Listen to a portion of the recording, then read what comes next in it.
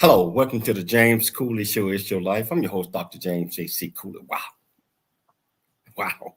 I'm about to say wow 3-4 times a day because, it's Wednesday. And you know what happens on Wednesday. It's 360-degree health. And you also know that we got the guest co-host, Dr. Michael Mantell, with us again today.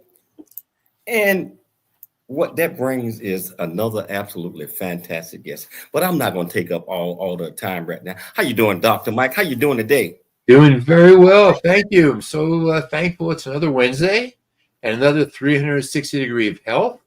And we have a incredible, renowned physician with us today. It's going to be a great show. It's going to be a great show. How you doing, Dr. Michelle Cooley? How you doing? I'm doing great. And as Dr. Mantell said, we have another amazing doctor guest on the show today. He's going to blow our mind with what he's going to educate us about. I'm excited. And Todd, back in our California studios. How are you doing, my friend? I'm doing good, and we're ready to lock it in. Let's lock in all the platforms sponsored by James J.C. Cooley. Dr. James J.C. Cooley. Hello. Welcome to the James Cooley Show. It's your life. I'm your host, Dr. James J.C. Cooley. It's Wednesday, 360-degree health. Dr. Michael Mantell is back with us again. So I am locked in and I'm excited about the show today. I'm excited about this guest that we got. I'm excited. Well, I'm be real with you. I'm excited to be alive, and I'm glad that you all are alive to listen to us, right? We got an absolutely fantastic show. Let me put this out before we whichever platform that you're watching us on, was you watching us on E360 Television, Transfer TV, YouTube, LinkedIn, Twitter, Facebook, or over 6 to 8 live platforms, welcome to the show. And if you want to be part of the conversation, all you have to do is go to the comments on the platform that you're watching us on, ask any question that you might have. And I promise you we'll get you an answer. Or I'll make it easy for you because you're live on radio as well. All you have to do is pick up the phone and dial 1-888-344-1170. Again, that's 1-888-344-1170. Dr. Mike, how are you doing today, sir? Doing very well, and I'm glad to be alive, as you say. So that's health above all. That's what the show is about. Health comes first before anything else, more important than anything I can think of. And I think that the guest today is going to be aiming our brains forward. We're not going to be looking in the rearview mirror. We're going to be looking forward because this gentleman has created the world's most incredible healthcare system. And he just wrote a book that skyrocketed to #1 on Amazon. But I don't want to go into too much detail. I'll let Dr. Michelle tell us all about him. How you doing, Dr. Michelle Cooley? How you doing today? I'm doing good. I can't wait to tell you, the audience, all about our guest today. I haven't seen you all day. Where you been? I've been working. Okay. Hey, Michelle, can you do the honors? Can you please introduce the title of the show, purpose of the show, and introduce this absolutely magnificent guest that we have? Most definitely. So, audience, the title of today's show is ChatGPT MD, how AI-Empaneled patients and doctors can take back control of American medicine. So Dr. James J.C. Cooley and Dr. Michael Mantell having a sit-down conversation with Dr. Robert Pearl. He's a physician, a clinical professor of plastic surgery at Stanford University School of Medicine, faculty member of the Stanford Graduate School of Business, former CEO of the Permanente medical group, Kaiser Permanente, and he's a best-selling author. He's going to talk about not all AI is the same. Generative AI will save hundreds of thousands of lives and reduce medical costs. The combination of a dedicated clinician, empowered patient, and Gen AI will be incredibly more powerful than any of the three alone. Chronic disease has overwhelmed the American healthcare system, leading to stagnant life expectancy, higher costs, and epidemic of burnout. And success will require that we shift payment in healthcare from pay for volume to pay for value. So again, Dr. Robert Pearl, he was the CEO of Kaiser Permanente from 1999 to 2017. In this role, he led 12,000 physicians, 42,000 staff, and was responsible for the nationally recognized medical care of over 5 million Kaiser Permanente members on the West and East Coast. His newest book, ChatGPT MD, How AI-Empowered Patients and Doctors Can Take Back Control of American Medicine, debuted at #1 on Amazon's new bestseller list. All the profits from the book are going to Doctors Without Borders. You know, there's so much to talk about this guest. It's going to take all day, so I'm just going to introduce him. Audience, please welcome to the show, Dr. Robert Pearl.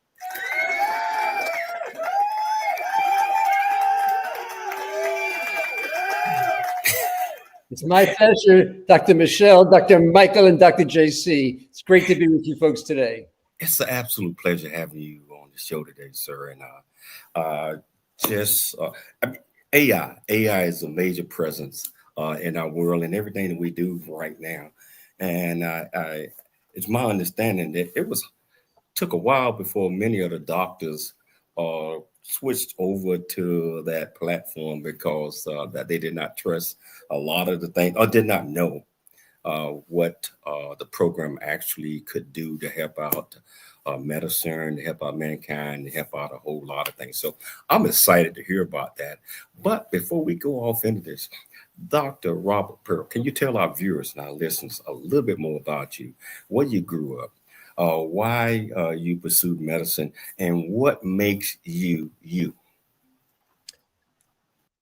I was born in New York, and I decided I wanted to be a college professor. And I was going to teach philosophy. And in my first year of college, I was 17 years old. And my mentor, the individual that got me very interested in the field, didn't get tenure. And the reason wasn't his academics. He went on to become chairman at Reed College. But it was his politics. And I said to myself, I don't want to be in a field with politics. And as a naive 17-year-old, I thought medicine would be politics free. This is the serendipity of life. You know, I couldn't imagine that when it came to life and death, that these kinds of other forces would intervene. Did my training, I went to medical school at Yale, and then went out to Stanford, where I started actually pursuing cardiac surgery. And then I went on a trip to Mexico and did cleft surgery and fell in love with the field. In fact, I'm still doing it. I just came back from the Philippines a couple of months ago, my wife and I, and we did surgery there on quite a number of children born with cleft lip and cleft palate. But anyway, that was the path that I pursued. And when I was done with my training, the plastic surgeon at Kaiser Santa Clara died in a tragic plane crash. And they called me up. They said, Robbie, what are you going to be doing next year? I said, I'm going to probably travel around South America and fix kids with cleft lip and cleft palate. They said, could you give us 6 months? And I said, sure. What's 6 months? Serendipity. I'd never heard of Kaiser until that moment. Wow. I got there and I loved it. I loved my practice. I loved my patients. And then the organization got into big trouble. 1998. Lost hundreds of millions of dollars. We were down to 2 days of cash. Had to borrow a day of cash to stay in business. The CEO steps down. They're looking for people. I know a couple of people I think could do a great job. I call them up. I said, why don't you guys go for it? And I'll support you. And they said, you out of your mind? This is a terrible job. And at some point, I had to step forward. I think that's the biggest thing that I would say about who I am. When there's a way to make the world better, when there's a way to do good, I find that really attractive. When there's a way to be creative, to create new ways to innovate, I find that energetic.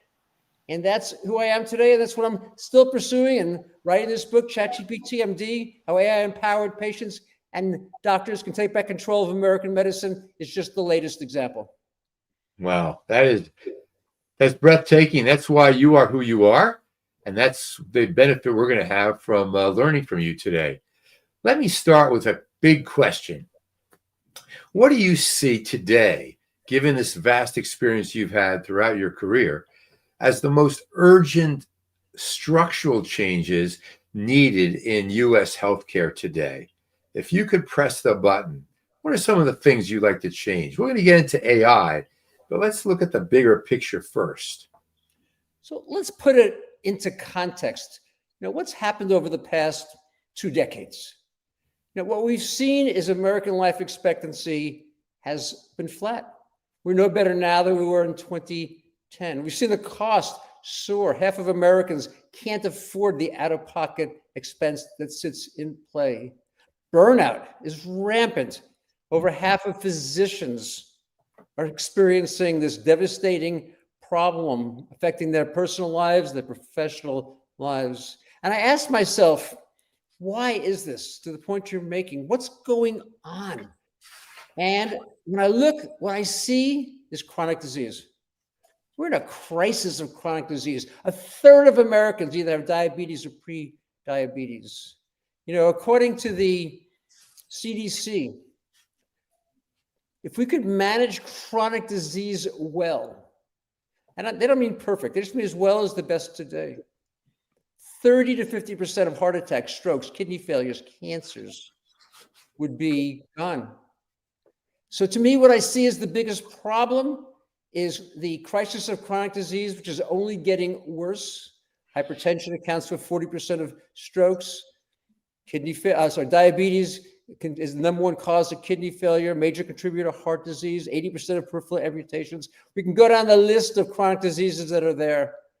And so the question that I have is, how can we use modern technology to be able to address this epidemic of chronic disease, both to help prevent it, but I would say even more importantly, to be able to manage it well once patients have it, so that we can avoid the heart attacks and the strokes and the cancer and the kidney failures and the cancer. And I'd ask listeners and viewers to just ask themselves, what would happen to the health of this nation if we could accomplish that?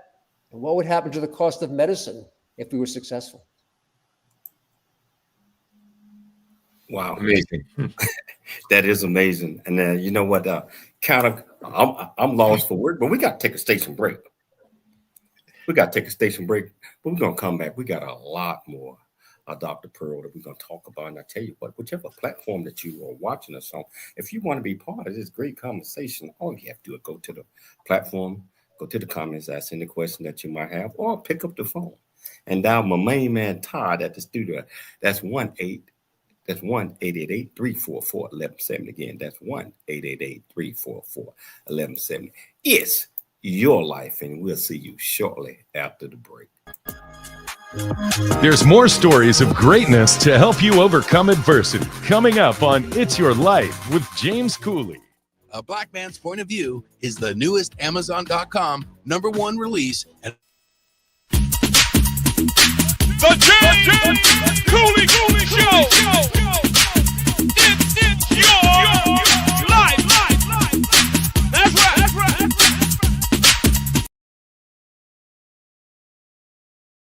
Really get a chance to know who you are. And once you know who you are, you truly know who you are, love who you are. Love who you are. You're a masterpiece. Love who you are. Love who you were born to be. Love me some me.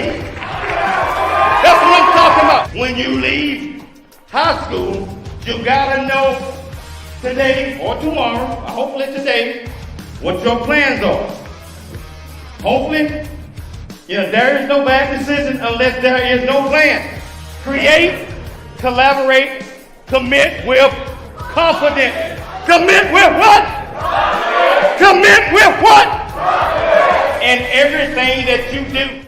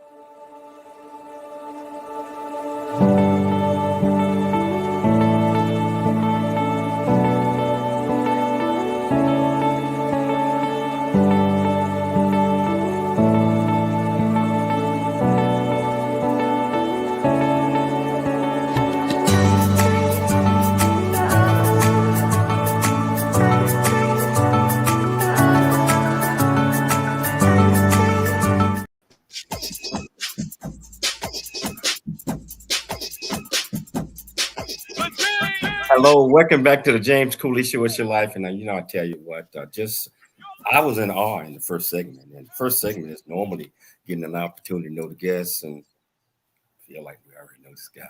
This guy, you can tell he's a genius already, and all the different things that he is doing.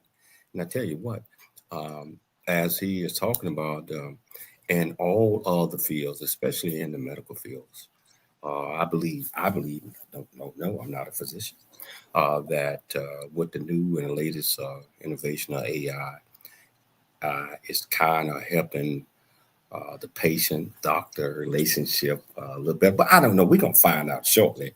And so that's going to be my first question right there, Dr. Pearl. The question is, how do you see generative AI changing the current doctor-patient dynamics?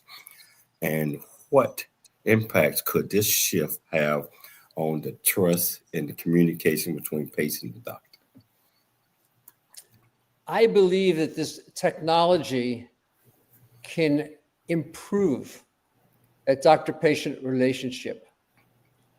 I was on a podcast last month, and at the end, as you know, often the guest will talk with the interviewer when you're off air.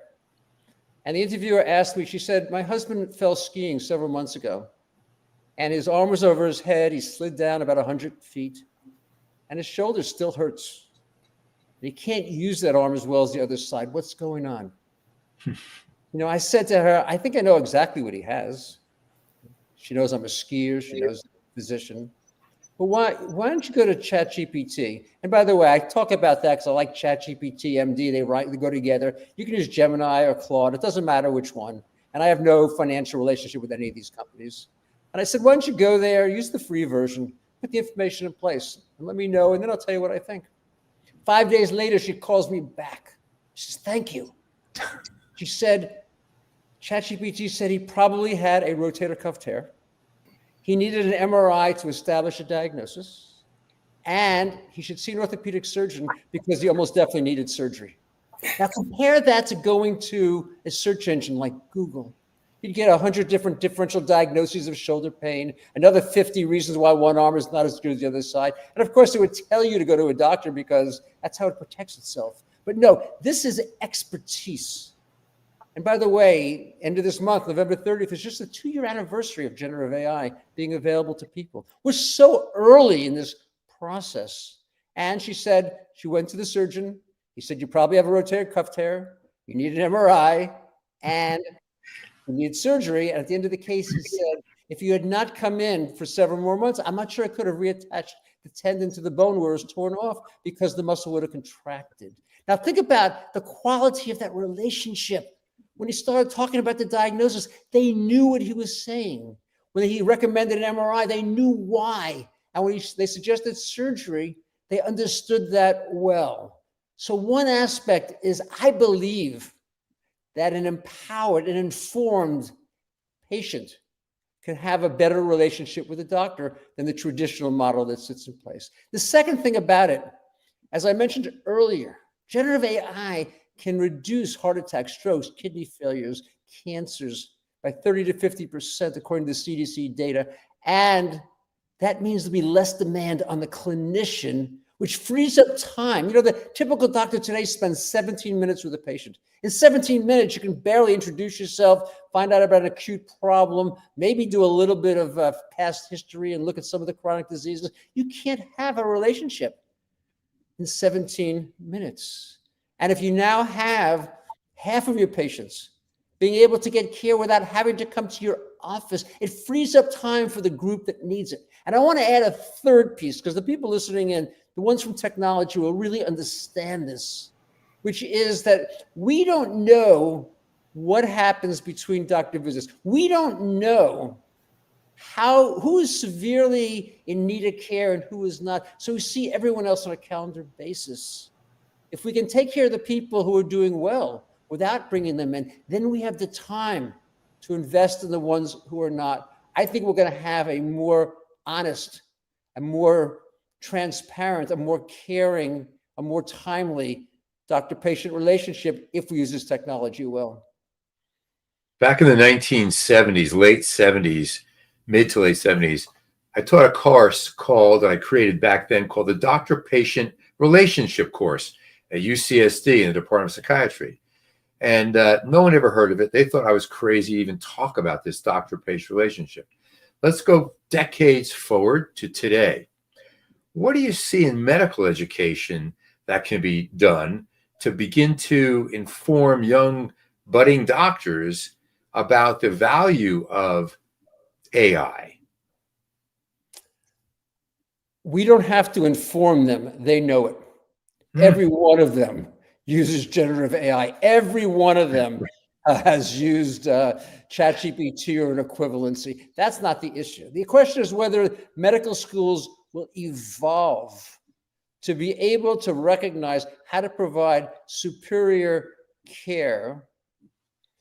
The challenge that we have is that the curriculums or the curriculi of medical schools is based upon memory. That's an ancient skill. It would be as though we're trying to teach diagnosis without telling clinicians, medical students, and residents, well, there's CT and MRI and ultrasound. No, you want them to be able to use the tools that exist. A surgeon that I know well, she did a very complex neck surgery. It went beautifully. At the end of the case, the anesthesiologist says, I can't remove the tube. The vocal cords and the tube that you breathe, that you use for breathing while you're asleep, go between the cords. They are what's called adducted. They're stuck together. And if I take the tube out, the airway will be blocked. Do you want to take the patient to the ICU? Do you want to do a tracheostomy? She pulled out her phone. She went to ChatGPT. All of a sudden, she found 4 cases of exactly the same thing in the literature. She never could have found it, even if she left the OR to go to the library. And in each case, what happened was the local anesthetic that we inject in the neck, we actually don't use it for the anesthetic, we use it for the associated adrenaline to keep the blood vessels constricted, diffuses in a few patients into the larynx, into the vocal cords, paralyzing the muscles. And in each case, once it wears off, everything is great. She said, let's sit here for 30 minutes. 30 minutes later, the cords separate, tube comes out, patient goes home. That's the future. How do we teach that in medical school to think, don't go back to in your brain something you might have forgotten. Use the technology, it's available. There's 400,000 people in the United States who die every year from misdiagnoses. How many of them would be saved if doctors were applying this tool? Another 400,000 have major disabilities. How many of those would have a more normal life if this kind of tool were being used consistently? I have to hope that there's going to be evolution in the medical schools. I think the likelihood is it will be slower than I as a patient would like. Dr. Pearl, part of this is the psychology of the physician who's willing to accept the idea that the patient says, hey, I read this on ChatGPT, doctor. What do you think? And that white coat and the stethoscope doesn't infuse that doctor with an ego. I'm the doctor, not ChatGPT. I think when medical schools teach students the value of this, that may help that ego that gets in the way. What do you think? Let me give you 2 points of reference, if I might. Number one, this technology is doubling in power every year, which means that 5 years from now, it's going to be 30 times more powerful. So whatever we have today is just the beginning. This is the dawn. As I said, it's only been 2 years. It probably took 6 or 7 years before we started to really understand how to use the iPhone. We're only 2 years into this. So that's one thing, is to realize how fast it's going. But I'm going to tell you about a study that was published from researchers at Stanford last month in a very prestigious publication called JAMA.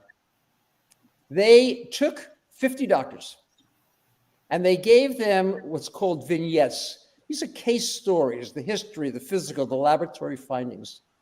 And they asked them, 25 of them, to make a diagnosis using the traditional textbooks, journal articles.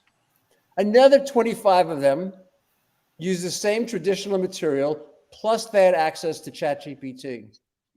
And a third group was only given to ChatGPT. 73% of the time, the doctor made the right diagnosis using traditional material. 77% of the time, they made the right diagnosis using traditional material plus ChatGPT. 83% of the time, ChatGPT got it right alone. So we can say what we want about this technology. The reality is that it is very capable and will become more so. And why that's so important is up to this moment in history, I can't think of a single technological advance designed for the patient. Every one of them, you needed a doctor to use, whether it was an MRI, a CT, an ultrasound, doesn't matter. We now have a tool that patients can use, and they will use it. And so what we need to do is to shift so that clinicians not only accept it, they respect it. You know, they're still thinking about the days of Google when someone would come with a 100-page printout. No, it's a very specific diagnosis that most likely is correct. And let's begin with that. Let's confirm it, but let's begin with it. Let's respect the expertise that the patient now has, not try to denigrate it. That's the partnership. Doc, both of you got to hold that thought. We got to take a station break. This is fascinating. And I'm getting educated just like you all are as well. This is one of the top most 50 most influential individuals in the medical field in the world. And so just sit back and just take it all in because he is educating us. And if you want to be part of the conversation, all you have to go to the platform that you're watching us on, ask any questions that you might have, or pick up the phone and dial 1-888-344-1170. Again, that's 1-888-344-1170. It's your life, and we'll see you shortly after the break. There's more stories of greatness to help you overcome adversity coming up on It's Your Life with James Cooley.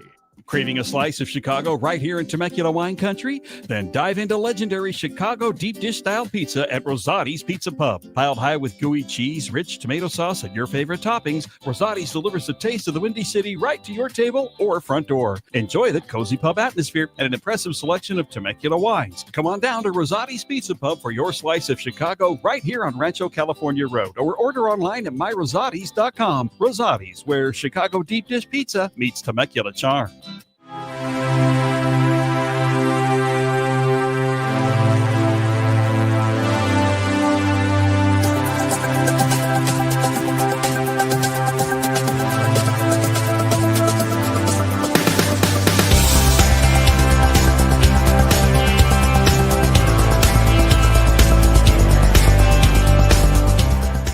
Hello, I'm Dr. James J.C. Cooley from the United States of America, and I am here to just say, first of all, I'm so happy and honored to be honored to be in the Coffee Book 2023, Unified Brain Z and the other organizations. Thank you so much for giving me an opportunity to be a part of this collection.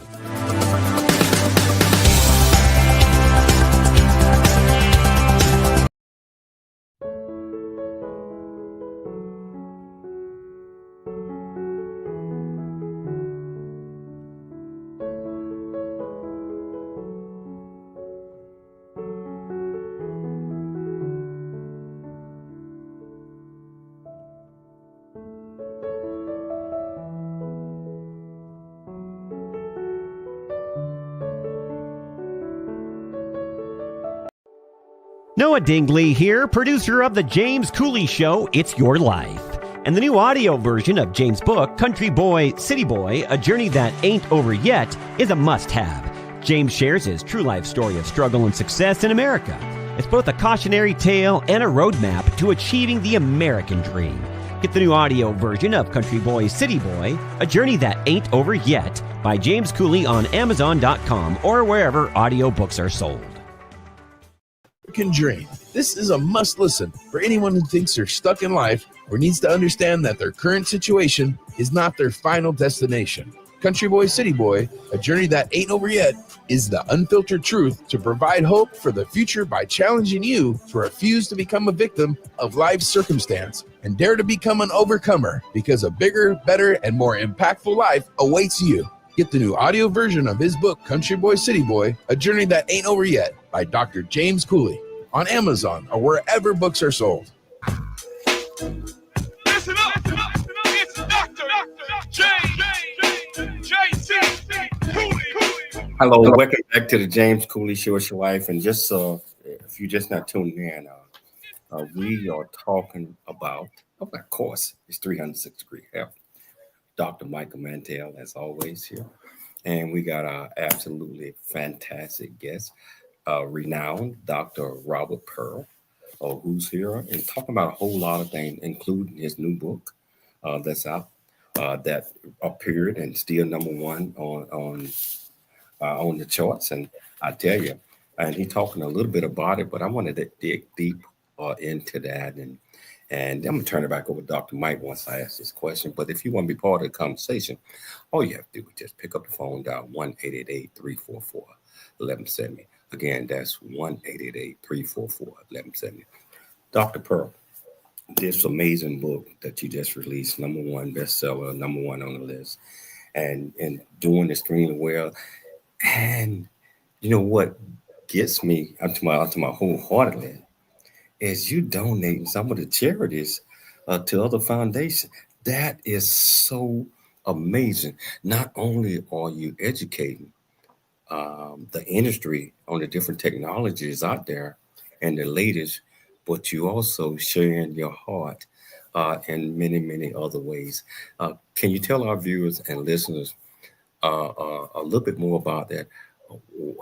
First of all, the book, and why are you so passionate about it, and why you decide to donate most of the proceeds to certain organizations?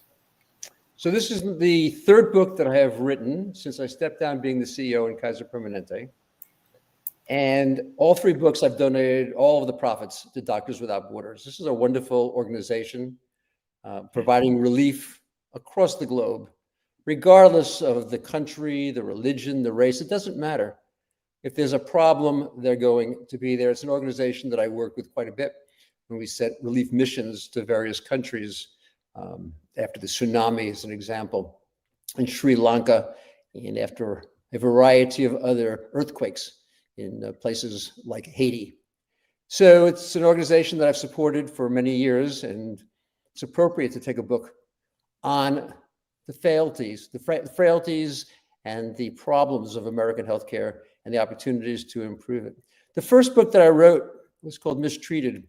I think we're getting good healthcare, we're usually wrong. It began with the story of my dad who died from preventable medical error. And it talks about the system of medicine that's broken. You know, it's doctors are scattered across the community. They're not connected with each other. They're paid on a piecemeal basis. We call it fee for service. The more you do, the more you get paid. It doesn't matter if it does any good at all. You know, the technology that we use is left over from the last century, although really it's left over from the one before, because the most common way that doctors exchange vital information on patients is the fax machine. I teach the Stanford Graduate School of Business. When I tell my students that, they ask me, what's a fax machine? They've never seen one. And that's how supposedly the most technologically advanced profession is sending key information. And there's no one who could make the changes necessary to improve outcomes. And then I dived into a second problem, which is the culture of medicine. I wrote on caring how the culture of medicine kills doctors and patients because we don't talk about some of the things we don't like to talk about. And we don't necessarily treat all of our patients equally. And we don't like to talk about that. There's a whole series of cultural pieces that I believe need to be improved if we're going to make the advances that are going to be necessary to undo the stagnation that I mentioned earlier in America and improve the health outcomes for people. You know, our life expectancy in the US lags the other industrialized countries by 5 to 6 years. Not a small problem. But when I looked at both of these and I looked at the challenges that we faced, what I realized is we didn't have a tool that could actually accomplish the goals of, and I want to be very clear about this, lowering healthcare costs by raising quality. You know, we talk about ways we can cut back on costs and compromise quality, or we can cut back on quality and raise, you know, change costs. But we don't ever talk about the fact that we can do both. And that's what got me excited 2 years ago. And that's when I decided to write this book. And I decided to make ChatGPT my co-author. I approach it the way I do a medical student or a resident, sending drafts back and forth. I started by having it read the 1.2 million words that I had written and published. So it knew my voice the same way, again, I would do with a medical student or a resident. And at the end, I fact-checked everything it did. It's a 30-page bibliography in ChatGPT MD. I found one major hallucination. It somehow invented an expedition to the North Pole that I can find no evidence ever happened. If any of the listeners and viewers can find it, please let me know so I can apologize to my co-author. But the consequence of that is I was able to complete the whole project in half a year. There's about 6 pages of the book that were written solely by ChatGPT, and I point that out in the book so readers can understand it. But for the most part, it was a collaborative effort, and I think that's what keeps driving me. I know we can solve this problem. I know we can make American medicine the best in the world, which is not today. I know it's not the fault of clinicians. They're working incredibly hard. They're just working with their hands tied behind their back and their legs tied together. We can free that up, and I believe that technology is a tool to accomplish that.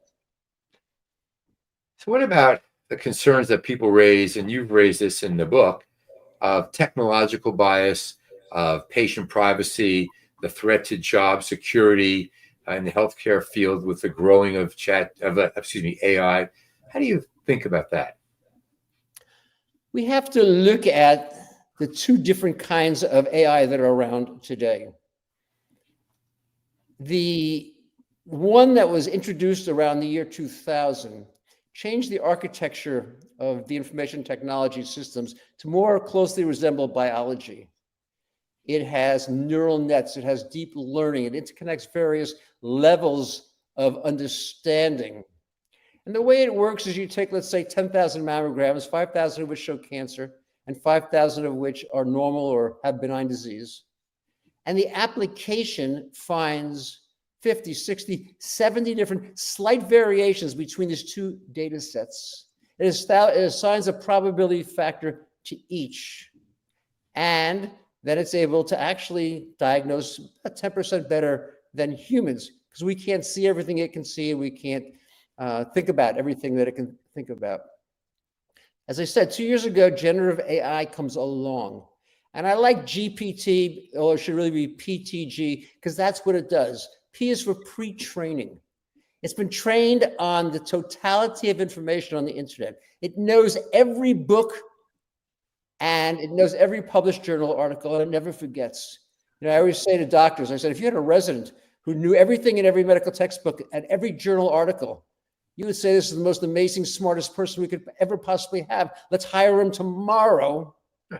That is what the technology does. Then the T is transforming. It's transformed using about 2 billion parameters. Articles that are published more recently are seen as better than ones from the past. Ones that are peer-reviewed are better than ones that are not. Ones from academic centers are better ones that are not. And all of this allows the G, it can generate an answer to any question that is asked. Now, why do I say all of this? Because the bias, and a great example came when Optum, a subpart of United Healthcare, wanted to identify 200 patients to whom they would give added resources because they were most likely to have a major medical crisis the next year. And the technology, of course, assumed that the more dollars that were spent on you, the sicker you were. And it identified 15% of the recipients being Black patients. Independent researchers came in, looked at the same data, and said it should have been 45%. The technology is biased.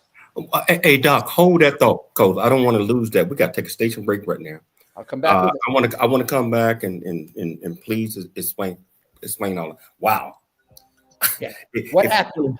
If you who was biased and who was discriminating, and I'll tell you that after the break. After the break. And so if you want to be part of the conversation, all you have to do is pick up the phone, dial 1-888-344-1170. Again, that's 1-888-344-1170. It's your life, and we'll see you shortly after the break.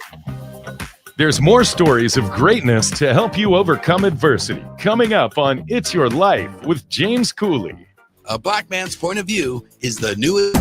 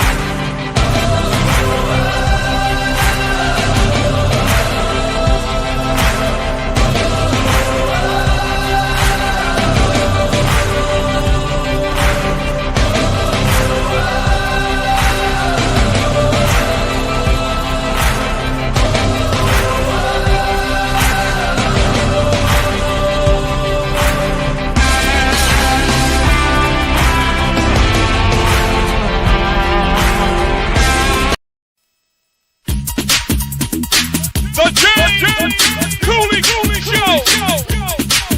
It's your life. That's right. Generation of leaders and heroes, get your copy of Country Boy, City Boy, A Journey That Ain't Over Yet by James J.C. Cooley, available on Amazon and everywhere books are sold. Craving a slice of Chicago right here in Temecula wine country? Then dive into legendary Chicago deep dish style pizza at Rosati's Pizza Pub. Piled high with gooey cheese, rich tomato sauce, and your favorite toppings, Rosati's delivers the taste of the Windy City right to your table or front door. Enjoy the cozy pub atmosphere and an impressive selection of Temecula wines. Come on down to Rosati's Pizza Pub for your slice of Chicago right here on Rancho California Road, or order online at myrosatis.com. Rosati's, where Chicago deep dish pizza meets Temecula charm. Cooley Show. Hello. Welcome back to the James Cooley Show. It's your life. And wow, this is such an amazing discussion that we had with Dr. Robert Pearl and all the things that he is going on and talking about a lot of the things as relate to AI and how that helps the patient-doctor relationship, and also probably help us understand that sometimes if we understand ChatGPT, that we can look up certain things on and find out what might be some of the problems, but you still have to get in touch with the doctor. You still have to communicate with him. Yeah, so this is amazing so far. Dr. Pearl, before we go any further, I would love to have you back on the show to talk a part two, if your schedule ever permit you to do that. So but this is amazing, and I know that our listeners and our viewers are getting a whole lot out of this. So that invitation goes out to you. Dr. Mike, we'll be getting in touch with you if you have time. But I want to go back to where you was explaining the different biases and discrimination of fault percentages, et cetera, that you was talking. Can you pick up on that one? First of all, can you go back a little bit so our anybody just stepping in get an understanding of what we're talking about? Yeah. So the Optum, the subdivision of United Healthcare, wants to find the people who are most sick, and it uses what I call a narrow AI tool. This is the older one, not the current one, not the OpenAI generative AI. and it identifies 15% of the patients being Black, and independent researchers say it should have been 45. What happened? Well, the technology assumed that if you spend more money on someone, they're sicker. But what was the reality? Black patients with the same degree of disease get $1,800 less medical care a year. Not because of technology, but because of human discrimination and bias. We know that during COVID, Black patients died twice as often, and yet when there was a shortage of testing kits, they got tested half as often. We know that patients following a procedure who are Black get 30% less pain medication because somehow their skin is supposed to be thicker and they don't feel pain. All of these misunderstandings are embedded in medicine. And so when you have a tool that takes two data sets and the data sets are biased, AI will give you a biased answer. It's why I'm excited about generative AI, because generative AI doesn't work that way. Like I said earlier, it doesn't take data sets. It's read everything. It's read all about bias and discrimination.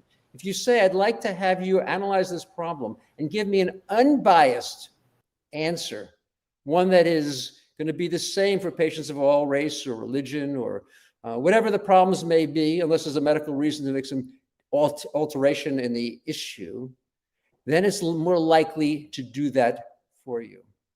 At least so far, generative AI is using a subscription model, not an advertising model.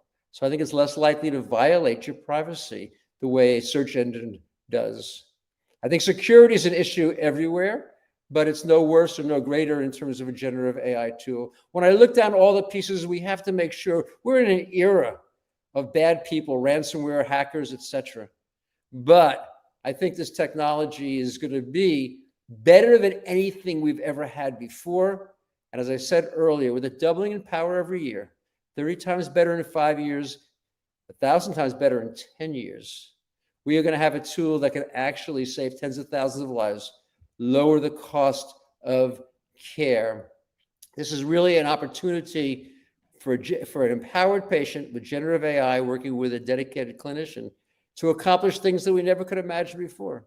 And again, I'll go back to the statistics. If we can better manage chronic disease, today we manage hypertension about 50 to 60% of the time. If we could manage it 90, or diabetes, we manage blood sugars only about 30% of the time. If we could manage that around 80 or 90% of the time, and we could avoid 30 to 50% of heart attacks, strokes, cancer, and kidney failure, what would life be like? What would society be like? What would the health be like? And I think the places that we're going to be able to use it actually the most are going to be in those communities that can't get access to the best medical care because there's a dearth of physicians. And there's a challenge that they face socioeconomically, and they're working two jobs, so they can't see a clinician when the offices are open. And this is going to be the tool, I think, that will empower them if we can build it into community centers, into religious institutions. I think we have to understand and embrace this, not today to be able to provide medical care. It's not quite there, but it will be sometime in the next 3 to 5 years. So now is the time for us to figure it out. Can you imagine if we talked about the doctor-patient relationship earlier? Doctors have stepped out of the exam room, and now we're working in telehealth. Most of my sessions are telehealth all around the country. The next step might be for each doctor to have her or his own ChatGPT aligned with that particular patient.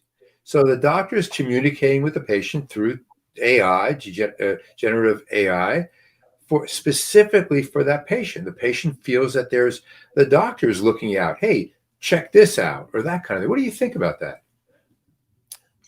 I think it's a possibility. I have a Fixing Healthcare podcast, and my last guest was Vinod Khosla, who's a major leader in technology world, and he talked about it being the intern, just like you're a clinician, or in your case with your PhD graduate students who are going to rotate with you, and you're going to have them do a lot of work. But what are you going to do at the end of the session that they ran? You're going to review it with them.